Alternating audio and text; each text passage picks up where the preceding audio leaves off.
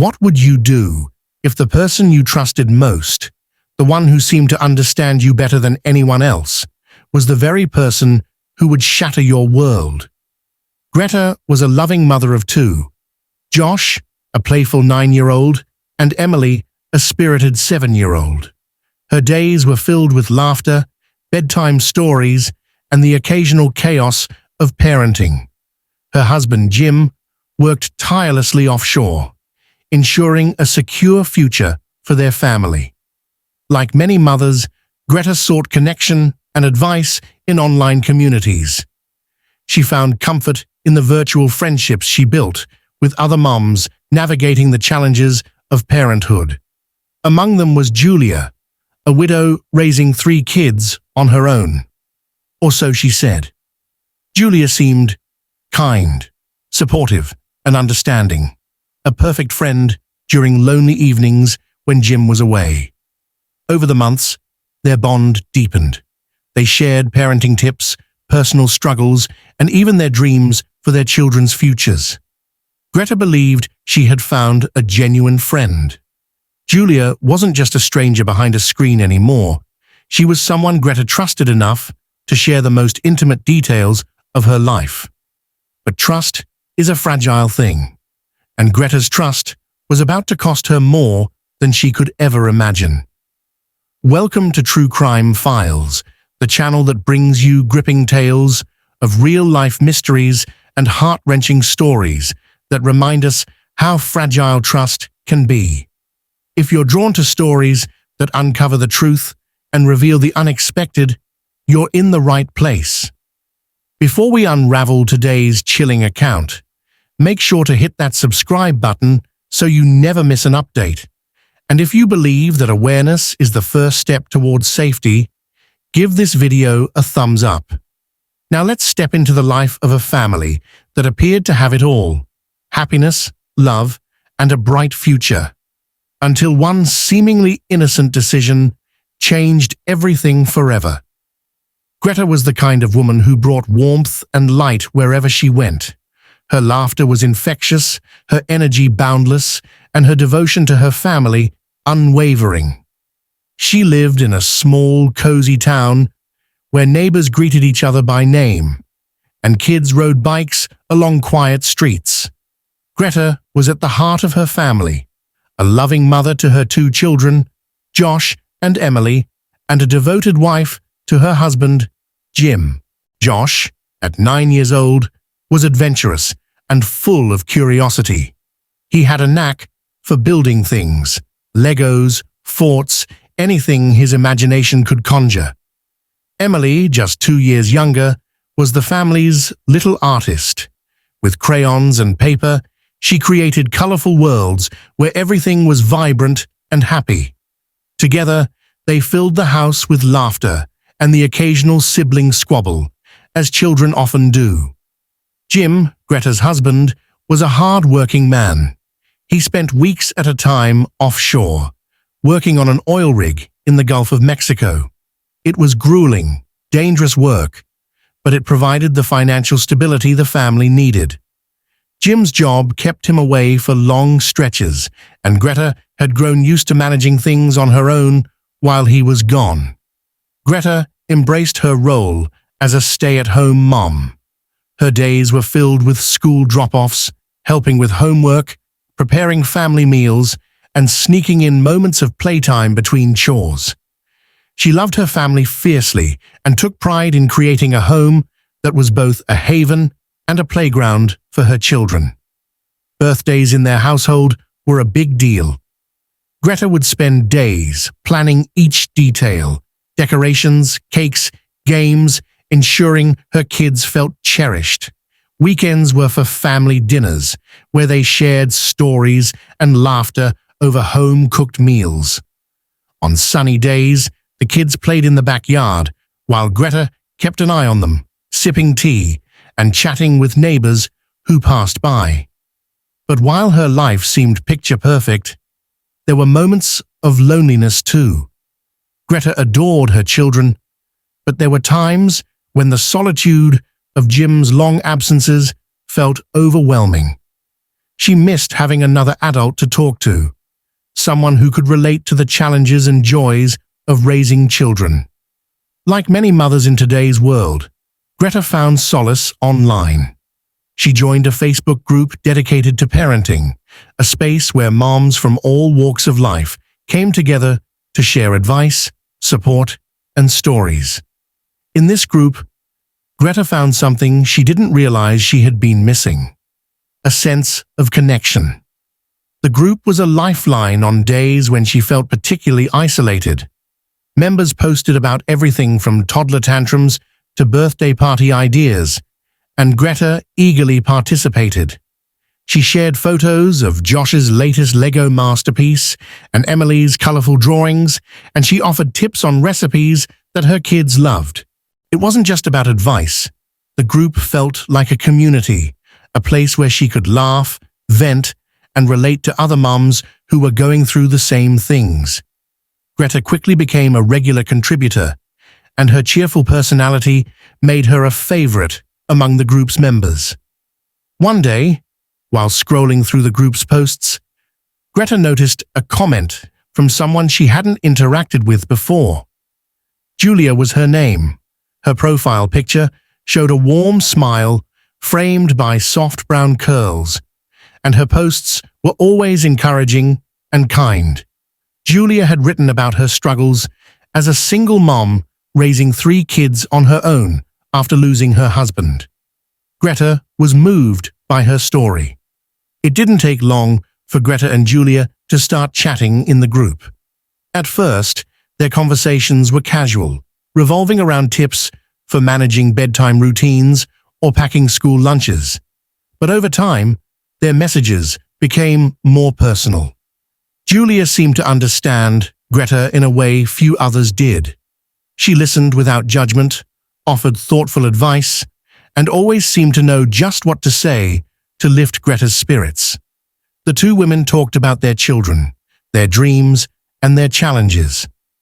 Greta admired Julia's strength, raising 3 kids alone, and Julia often praised Greta for her dedication to her family. They exchanged phone numbers and started texting outside the group. Late at night, after the kids were asleep, they'd chat about everything from childhood memories to their favorite books. Greta felt a bond with Julia that felt genuine and comforting. Julia became the friend Greta didn't know she needed. Over time, Julia shared more about her life. She described her 3 children, Mark, Jake, and KC, and the ups and downs of being both mom and dad to them. She spoke about her late husband with affection, painting a picture of a life filled with love that was tragically cut short. Greta, too, opened up about her life. She told Julia about Jim's demanding job and the challenges of raising 2 kids with him away for long stretches. She shared stories about Josh's curious mind and Emily's artistic talents. Julia listened with genuine interest, always ready with a kind word or a piece of advice. Their friendship blossomed.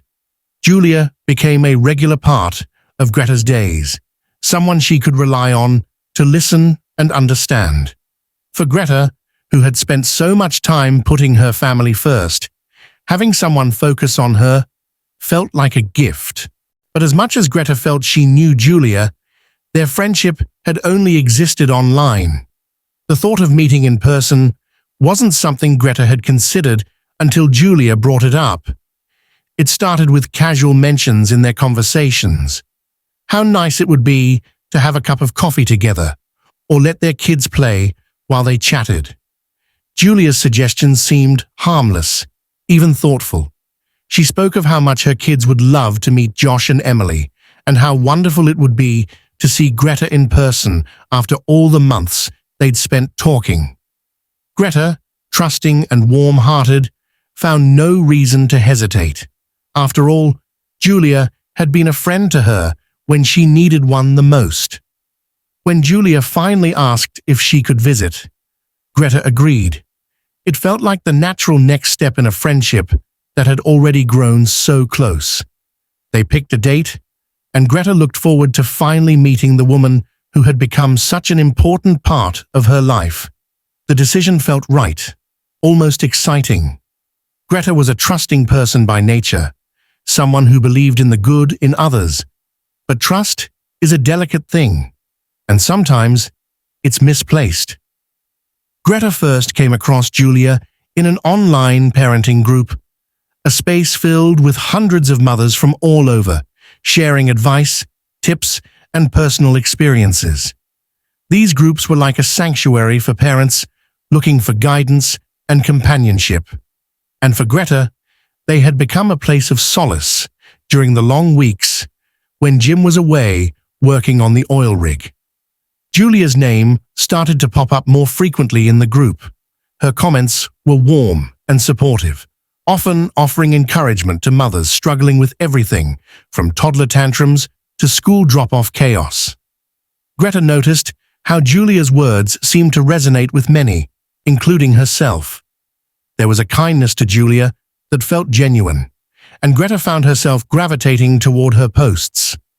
Their first interaction was simple enough.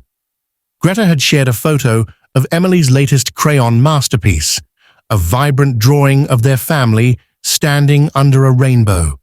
Julia had commented, "This is beautiful. Your daughter has such a gift. My youngest, KC, loves to draw too. Maybe she and Emily would get along." Greta replied, and from that small exchange, their connection began. It wasn't long before they started talking more directly. At first, it was in the comments section of the group, discussing the best way to handle picky eaters or trading tips on bedtime routines. But soon, they were messaging each other privately. Greta found Julia easy to talk to. She was relatable, funny, and understanding in a way that felt rare. Julia shared details about her life, and Greta listened intently. Julia claimed to be a widow, raising 3 children, Mark, Jake, and KC, on her own. She spoke of how her husband had died suddenly, leaving her to navigate parenthood alone. The loss was devastating, she said, but her children were her strength. Greta was moved by Julia's story. She admired her resilience and couldn't imagine facing such a challenge herself. For Greta, who sometimes struggled with the loneliness of Jim's long absences, Julia's story was a reminder of how fortunate she was to still have her husband, even if he was far away. She felt a deep sense of empathy for Julia, and that empathy grew into a genuine desire to be a source of support for her. Their conversations became a regular part of Greta's day. They would exchange messages about everything: school projects, favorite recipes, their children's quirks, and milestones. Julia seemed to understand the challenges Greta faced, from juggling household chores to keeping her kids entertained during long weekends. Greta, in turn, found comfort in Julia's words, which were always thoughtful and uplifting. But their bond wasn't just about parenting. They talked about their childhoods, their dreams for the future, and even the little things that made them laugh. Greta shared stories about Josh's endless curiosity and Emily's boundless creativity. Julia would respond with similar anecdotes about her own kids, painting a picture of a loving, chaotic household filled with laughter and love. Over time, Greta felt like she truly knew Julia. She could imagine her sitting at her kitchen table, sipping coffee, while her kids played in the background. Greta admired how Julia seemed to manage it all, even in the face of such hardship, and Julia, in turn, seemed genuinely interested in Greta's life. She asked about Jim's job and how Greta coped with his time away. She complimented Greta's parenting and often said how much she wished she lived closer so their kids could play together. Julia had a way of making Greta feel seen and appreciated, something she hadn't realized she'd been missing. As their friendship deepened, Julia began to share more intimate details about her life.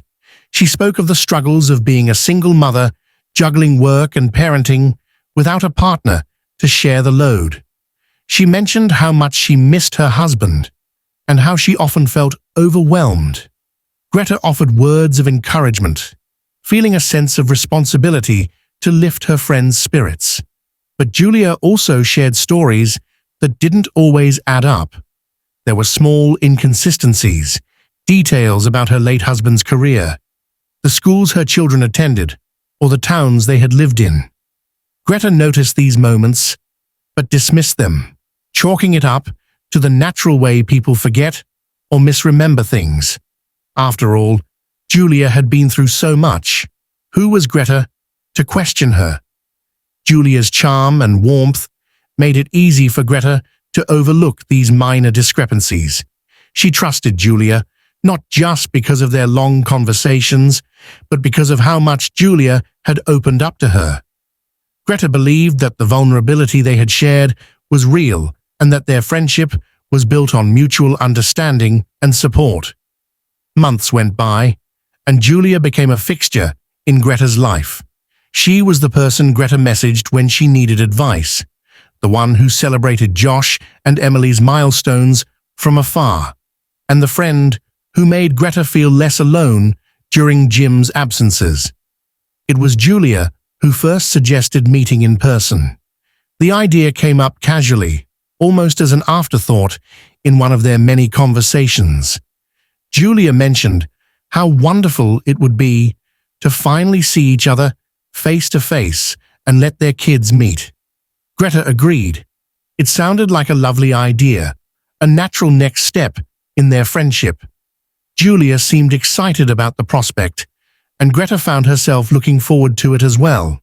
She began planning for the visit, thinking about the things they could do together and how nice it would be to have another adult in the house, even just for a day. Greta had no reason to doubt Julia's intentions. She believed in the goodness of people, and Julia had given her no reason to think otherwise. But trust is a powerful thing. It binds people together, creating bonds that feel unbreakable. Yet it also leaves us vulnerable, opening the door to possibilities we can't always see. Greta trusted Julia. She believed in their friendship and the honesty of the connection they had built. She couldn't have imagined that some stories, no matter how heartfelt, might not be what they seem. It was an ordinary Wednesday morning when Julia arrived at Greta's home. The sun was shining, the air carried the faintest hint of spring, and the neighborhood was calm, as it always was. Greta had spent the morning tidying the house, ensuring everything looked welcoming for her friend's first visit. The kids, Josh and Emily, were giddy with excitement. They had heard so much about Julia and her children from their mother and were eager to meet this person who had become such a big part of their family's life, even if only through conversations and stories. Julia arrived precisely on time, pulling up in a modest car that matched the image Greta had built in her mind. She stepped out with a warm smile, dressed casually, carrying a small bag that she said contained treats for the kids. Her demeanor was exactly as Greta expected, kind, approachable, and genuinely happy to be there. Greta greeted her warmly, the two women embracing briefly as though they had known each other for years. Once inside, Julia seemed to fit seamlessly into the household. She complimented the coziness of Greta's home, admiring the children's artwork pinned to the refrigerator and the framed family photos on the mantel. Josh and Emily were instantly drawn to her, charmed by her easy laughter and the way she spoke to them as if she had known them forever. Julia seemed to have a natural rapport with children, something that further reassured Greta. While the kids played in the living room, Greta and Julia settled at the kitchen table. Chatting like old friends, Julia shared stories about her children, painting vivid pictures of their personalities. She spoke fondly of her youngest, KC, who she said loved animals, and her oldest, Mark, who had a knack for science. Greta listened intently, feeling a growing connection to this woman who seemed to understand her life so well. As the morning turned into early afternoon, Greta moved to the kitchen to prepare some snacks for everyone. She could hear the laughter from the living room, Julia's voice blending with the kids' giggles. It warmed Greta's heart to see how easily Julia had become part of their day. At one point, Julia joined her in the kitchen, offering to help. They talked about everything from the challenges of parenting to their favorite childhood memories. Julia mentioned how much she appreciated the opportunity to visit, saying it was nice to spend time with another adult who truly understood what it was like to raise children. Greta felt a sense of camaraderie, a bond that she believed was built on trust and shared experiences. Around mid-afternoon, Julia suggested taking the kids to the nearby store to pick out some treats. She framed it as a way to give Greta a little break, saying, "You've been running around all morning. Let me take the kids and give you a moment to yourself." Greta hesitated for a moment, but only out of habit. She wasn't used to letting someone else take charge of her children. But then she thought about it. Julia had been nothing but kind, thoughtful, and attentive. She had spent months getting to know Greta and her family, and there had never been a single moment of doubt about her intentions. Greta reminded herself that Julia was a mother too, someone who understood the importance of trust when it came to children. Why would she say no? With a smile, Greta agreed, helping Josh and Emily put on their shoes and handing Julia a small list of things they might like. She even gave Julia some cash, insisting that she use it to buy something special for the kids. Julia laughed and waved her off, saying she had it covered. As they walked out the door, Josh and Emily excitedly held Julia's hands, chattering about the candy and toys they hoped to find. Greta stood in the doorway, watching them head down the driveway toward Julia's car. It was a moment of trust, a simple act that felt natural and unremarkable at the time. Greta returned to the kitchen, enjoying the rare silence that filled the house. She made herself a cup of tea and settled onto the couch with a magazine, savoring the opportunity to relax. She didn't expect them to be gone long, maybe an hour, 2 at most. But as the minutes turned into an hour and the hour stretched beyond 2, Greta began to feel a small twinge of concern. She checked her phone, wondering if Julia had sent a message or if there was some explanation for the delay. But there was nothing. No missed calls, no texts. She told herself not to worry. Traffic, long lines at the store, kids being kids. There were plenty of reasons they might be running late. But as the afternoon turned to evening, her unease grew. She called Julia's phone, only to have it go straight to voicemail. She tried again, and then again, each unanswered ring amplifying her anxiety. Pacing the living room, Greta began to replay the day in her mind, searching for any clue, any hint that something might be wrong. But there was nothing. Julia had seemed perfectly normal, perfectly trustworthy. The kids had been happy, laughing, and eager to go with her. There had been no reason to suspect anything. As darkness fell, Greta's worry turned to panic. She called Jim, who was still out of town, his flight delayed by bad weather. Her voice trembled as she tried to explain what was happening. Jim tried to reassure her, telling her to call the police and stay calm, but Greta could hear the fear in his voice too. Greta dialed 911, her hands shaking as she spoke to the dispatcher. She described Julia, her car, what the kids were wearing. The dispatcher assured her that officers would be dispatched immediately, but the words offered little comfort. Greta's mind raced with questions she couldn't answer. Where were they? Why hadn't Julia called? What was going on?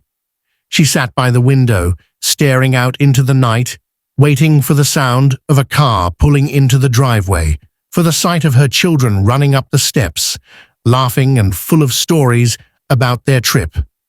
But the driveway remained empty, the silence deafening. Hours passed, and there was still no word. The police arrived, asking Greta to recount every detail of the day, every conversation, every interaction. She tried her best to stay composed, but the reality of the situation was sinking in. Julia wasn't just late. She and the kids were gone. Greta's mind was a whirlwind of emotions: fear, guilt, confusion. How could this have happened? How could she have misjudged someone so completely? And most importantly, where were her children?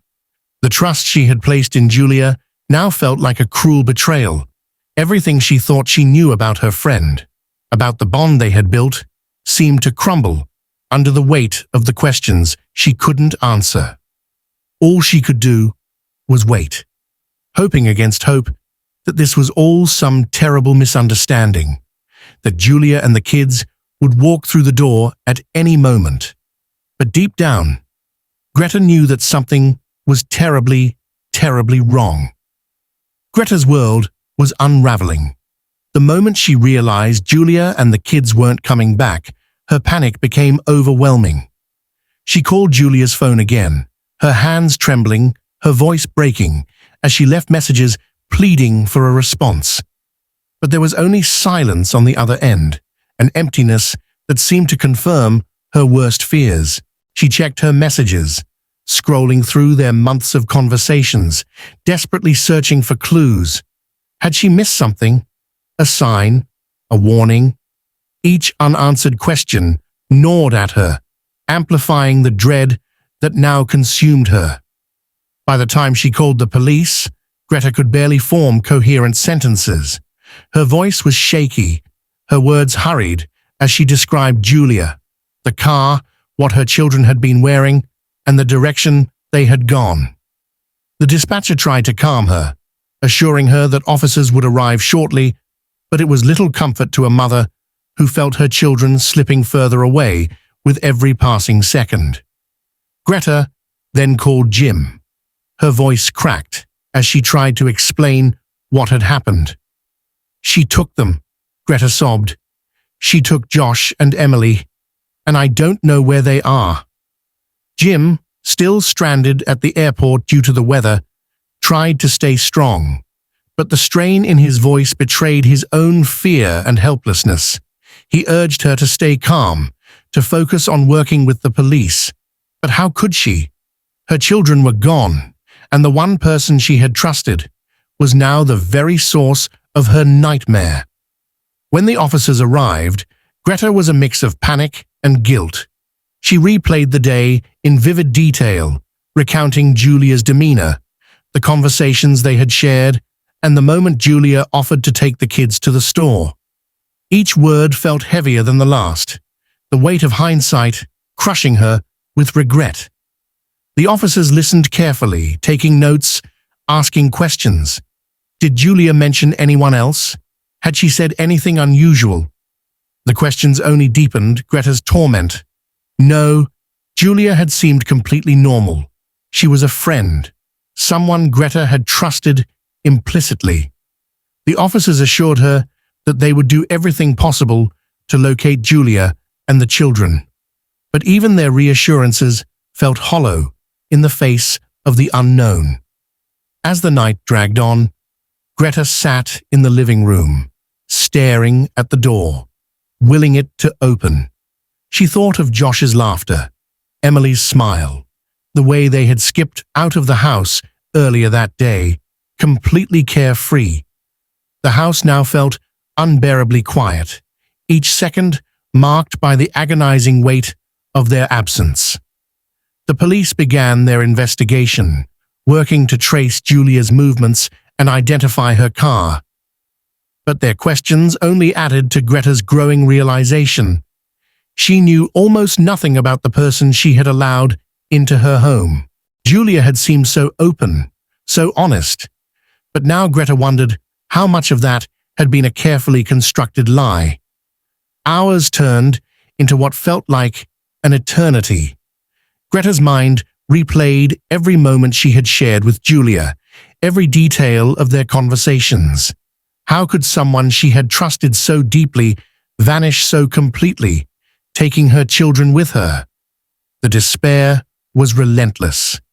Greta felt the crushing weight of her own decisions, the guilt of having trusted Julia, the helplessness of being unable to protect her children. She couldn't stop questioning herself. Had she done enough? Had there been a moment where she could have stopped this from happening? The answers eluded her, leaving only an unbearable void where certainty used to be. This story forces us to confront a vital and deeply unsettling question. How much trust is too much when it comes to people we meet online? Greta believed she had found a friend, someone who shared her struggles and joys as a parent. But in opening her life to Julia, she unknowingly exposed her most precious treasures, her children, to unimaginable risk. The internet has made it easier than ever to connect with others, but it has also created a space where trust can be manipulated and intentions masked. Experts emphasize the importance of caution when forming online relationships. Oversharing personal details, from routines to family dynamics, can make you vulnerable in ways you might not immediately recognize. Protecting your family in a digital world starts with setting boundaries. Be mindful of what you share, verify information, and never let online interactions replace thorough, real-world vetting. Conversations with children about the potential dangers of strangers, whether online or in person, are equally critical. Greta's story is a tragic reminder that trust is precious, but it must also be guarded. In a world where connections can be forged with a click, the safety of your loved ones must remain the highest priority. Greta thought she had made a friend, someone who understood her struggles and shared her joys as a mother. But what seemed like a simple online connection turned into her worst nightmare. Julia, the woman she trusted, vanished with her 2 children, leaving Greta in a state of devastation. While the police continue their search for answers, the haunting reality of this betrayal remains. Greta's life, once filled with hope and love, was shattered in an instant. This story serves as a stark reminder of the dangers that lurk behind the screens of our devices. Trust is fragile, and in today's digital world, we must be cautious about who we allow into our lives, especially when it involves our loved ones. In our next episode, we'll uncover another shocking tale of online betrayal, one that will leave you questioning how well you really know the people you interact with. Make sure you're subscribed so you don't miss it. If this story shocked you, we'd love to hear your thoughts. Leave a comment below and share what you think. And as always, don't forget to like and subscribe for more true crime stories.